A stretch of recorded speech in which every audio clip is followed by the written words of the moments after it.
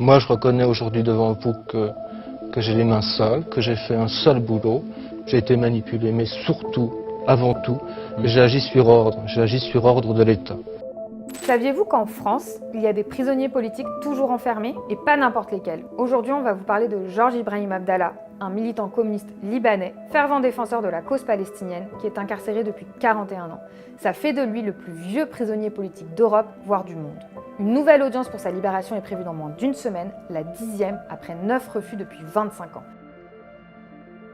Pour bien comprendre le cas de Georges Abdallah, il faut remonter en 86 et 87, année où il a été condamné à perpétuité à l'issue d'un procès qui relève de la mascarade. Imaginez, son propre avocat était en fait un agent des services secrets français, payé par le gouvernement pour le trahir et assurer sa condamnation. Maître Mazurier, l'ancien avocat de Georges Ibrahim Abdallah, a confirmé hier soir sur Antenne 2 « Je ne suis pas seulement avocat, j'appartiens à la DGSE ». J'ai quand même trahi, non pas Abdallah, mais j'ai violé tous les devoirs de ma profession. Moi, je reconnais aujourd'hui devant vous que j'ai les mains sales, que j'ai fait un sale boulot, j'ai été manipulé, mais surtout, avant tout, j'ai agi sur ordre de l'État. Fake news, mensonges, mise en cause de sa famille, durant tout le procès, il a fait l'objet d'une campagne médiatique ultra brutale pour radicaliser l'opinion publique contre lui. Depuis, il est enfermé en France. Pourtant, Georges Abdallah, il est libérable depuis 1999. Mais, cas déjà assez exceptionnel, ses 9 premières demandes de libération ont toutes été refusées. En 2013 seulement, la Chambre d'application des peines de Paris accepte enfin sa demande de libération. Mais c'est maintenant le gouvernement français lui-même qui intervient sous la pression directe des États-Unis pour bloquer sa sortie. Il refuse de signer l'arrêté d'expulsion nécessaire pour qu'il puisse rentrer au Liban. Et pourquoi? Parce que Georges Abdallah, c'est une cible politique pour les États-Unis et la France. Même Yves Bonnet, ancien patron des services secrets français au moment de l'arrestation d'Abdallah, a fini par dénoncer l'affaire et parle maintenant d'une vengeance d'État contre lui.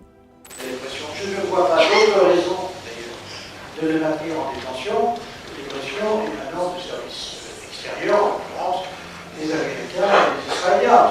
En réalité, ce qu'on inflige à Georges Abdallah aujourd'hui, c'est une véritable peine de mort déguisée. Car à 73 ans, et après plus de 40 ans derrière les barreaux, la France refuse toujours de lui rendre sa liberté. Et c'est pourtant interdit par les textes internationaux. En 2021, la Cour européenne des droits de l'homme a même condamné la Hongrie pour avoir infligé plus de 40 ans de détention, ce qu'elle considère comme un traitement inhumain et dégradant.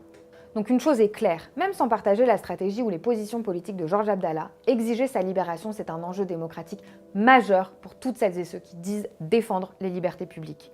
L'affaire Abdallah, elle commence pas aujourd'hui, et du début à la fin, c'est une histoire qui donne à voir le vrai visage de la démocratie libérale. La France, c'est pas franchement le pays des droits de l'homme, c'est un régime ultra brutal qui est prêt à tout, et notamment à bafouer les droits démocratiques les plus élémentaires.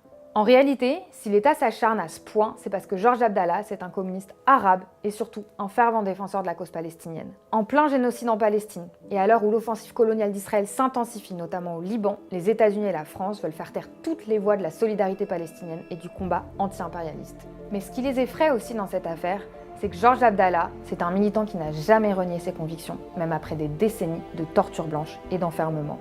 L'État craint plus que tout que des figures d'un militantisme résolu puissent devenir des exemples pour les jeunes générations qui rejettent largement cette société faite d'exploitation, de misère et de guerre. Pour toutes ces raisons, nous devons exiger que l'acharnement envers Georges Abdallah, qui n'a que trop duré, cesse définitivement et qu'il soit enfin libéré.